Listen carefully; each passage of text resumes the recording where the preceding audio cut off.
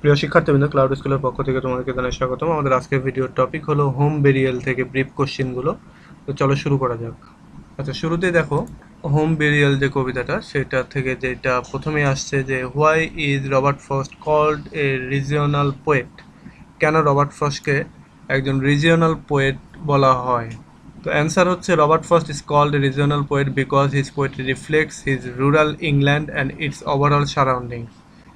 তাকে regional poet এই জন্য বলা হয় যে তার কবিতাগুলিতে ইংল্যান্ড মানে গ্রাম্য ইংল্যান্ড এবং এর আশেপাশের যে পরিবেশ পরিস্থিতি সেগুলোকেই আসলে রিপ্রেজেন্ট করে, সেই জন্য তাকে রিজিওনাল পোয়েট বলা হয়। Name the wife of home burial. আচ্ছা, হোম বেরিয়ালে যে ওয়াইফ রয়েছে তার নাম বলতে বলা হচ্ছে, তো তার নাম হচ্ছে এমি।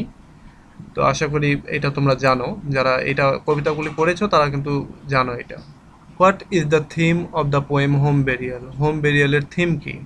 The theme of the poem is the difference between the husband and the wife in the expression of their grief over the death of their firstborn. আচ্ছা, যেটা বলা হচ্ছে যে এই কবিতাটির থিম মূলত এখানে হাজব্যান্ড এবং ওয়াইফের যে এক্সপ্রেশন, মানে দুঃখ প্রকাশ করার যে স্টাইল, সেই স্টাইলের ভেতরে বিশেষ করে তাদের যখন একমাত্র বাচ্চা আর কি মারা যায়, ছোট বাচ্চা, তো সেই বাচ্চা মারা যাওয়ার পরে হাজব্যান্ড কিভাবে রিয়্যাক্ট করছে এবং ওয়াইফ কিভাবে রিয়্যাক্ট করছে, এই দুইজনের যে রিয়াকশনের যে পার্থক্য, সেটাই মূলত এই কবিতাটির থিম। এরপর why is Robert Frost called a modern poet? কেন রবার্ট ফ্রস্টকে মডার্ন পোয়েট বলা হয়?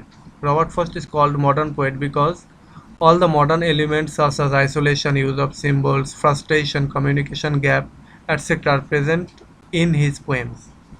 রবার্ট ফ্রস্টকে মডার্ন পোয়েট বলা হয় কারণ তার কবিতায় মডার্ন এলিমেন্টগুলি রয়েছে, যেমন আইসোলেশন, একাকিত্ব রয়েছে, ইউজ অফ সিম্বল ইউজ করেছেন তিনি, ফ্রাস্ট্রেশন, হতাশা রয়েছে, কমিউনিকেশন গ্যাপ রয়েছে তার কবিতার ভেতরে।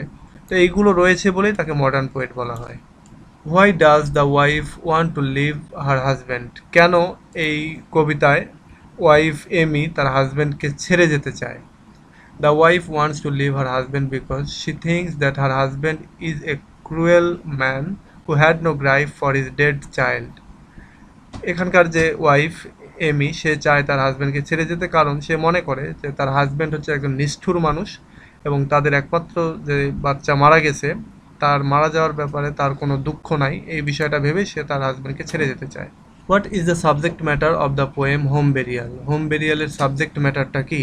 The burial of a baby is the subject matter of the poem. The poem deals with the communication gap between the husband and the wife. এই কবিতাটির সাবজেক্ট ম্যাটার মূলত তাদের যে একমাত্র বাচ্চা, সে বাচ্চাকে কবর দেওয়ার বিষয়ে, মানে কবর হয়ে যায় তার, সে কবর হওয়ার বিষয়ে এখানকার এখানকার সাবজেক্ট, সেটা নিয়ে এখানে মূলত আলোচনা করা হয়েছে। এবং এই কবিতাটি আরেকটা বিষয় যেটা ডিল করে সেটা হচ্ছে যে হাজব্যান্ড এবং ওয়াইফ একজন আরেকজনের যে বোঝাপড়ার যে পার্থক্য, সেইটাও এখানকার একটা subject matter. Who dug the grave in the poem Home Burial? The father of the child dug the grave in the poem. এই কবিতায় কে এই বাচ্চার কবর খুঁড়েছিল? তো এই কবিতায় মূলত বাচ্চার যে বাবা, সেই এই কবিতা এই বাচ্চার কবর খুঁড়েছিল। What type of mother is Amy in Home Burial? Home বেরিয়ালে এমি কোন ধরনের মা? তো Amy is very emotional mother. এই কবিতাটিতেও এমি খুবই ইমোশনাল, তার বাচ্চার জন্য শোকে কাতর, এরকম একজন মা আসে। Why was Amy angry with her husband in first poem Home Burial? Home বেরিয়ালে কেন এমি তার হাজব্যান্ডের প্রতি রাগান্বিত? Amy was angry with her husband because her husband dug the grave of their child himself. Amy রাগান্বিত তার হাজব্যান্ডের উপরে, কেননা সে দেখেছে যে তার হাজব্যান্ডই এই তাদের যে বাচ্চা, সে বাচ্চার জন্য কবর খুঁড়েছে সেটা, এবং তার হাজব্যান্ডের মনে হচ্ছে যে তেমন কোনো দুঃখ কষ্ট নেই তাদের বাচ্চা মারা যাওয়াতে, এইটা এমি ভাবছে। What is Pulitzer prize? আচ্ছা, এই পুলিৎজার প্রাইজটা কি? Pulitzer prize is a prize which is given for excellent work in literature, music and journalism. Pulitzer prize হলো পুলিৎজার প্রাইজ এমন একটা প্রাইজ যে প্রাইজটা দেওয়া হয় সাধারণত লিটারেচার, মিউজিক এবং জার্নালিজমে ভালো কাজ করার জন্য। অর্থাৎ ভালোভাবে কাজ করলে এই ইয়েতে পাওয়া যায়, এটা যেটা মানে সাহিত্য পুরস্কার বা মিউজিক বা জার্নালিজমের যে পুরস্কার সেটা হচ্ছে পুলিৎজার, এবং এই রবার্ট ফ্রস্ট অনেকবার এই পুলিৎজার প্রাইজটা পেয়েছেন। What are the two tragedies in the poem Home Burial? Home বেরিয়ালের মধ্যে দুইটা স্ট্র্যাটেজি ট্র্যাজেডি, সেই দুইটা ট্র্যাজেডি কি?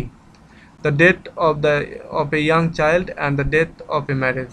এখানকার দুইটা ট্র্যাজেডি, তার একটা হচ্ছে ছোট বাচ্চার মৃত্যু একটা, আর একটা হচ্ছে এই হাজব্যান্ড অ্যান্ড ওয়াইফের ভেতরে বিবাহ বিচ্ছেদ যেটা সেটা। What is the cause of conflict between husband and wife in the poem Home Burial? Husband এবং ওয়াইফের মধ্যে যে ঝগড়া বিবাদ, এটার কারণটা কি? The burial of their dead child is the cause of conflict between husband and wife in the poem Home Burial. Home বেরিয়ালের মধ্যে মূলত তাদের যে বাচ্চা, সেই বাচ্চার মারা যাওয়া এবং সেই বাচ্চাকে কবর দেওয়ার বিষয়টা নিয়ে মূলত তাদের ভেতরে, এই হাজব্যান্ড অ্যান্ড ওয়াইফের ভেতরে যে দ্বন্দ্বটা, সেই দ্বন্দ্বটা বাধে। তো এই হচ্ছে এই হোম বেরিয়াল থেকে মোটামুটি এই প্রশ্নগুলি। আশা করি তোমরা এর ভেতর থেকেই কমন পাবে এবং তোমরা অ্যান্সার করতে পারবে। তো ঠিক আছে, আজকে পর্যন্ত, পরবর্তীতে আবার নতুন ভিডিও নিয়ে আসবো। টিল দেন, আল্লাহ হাফেজ।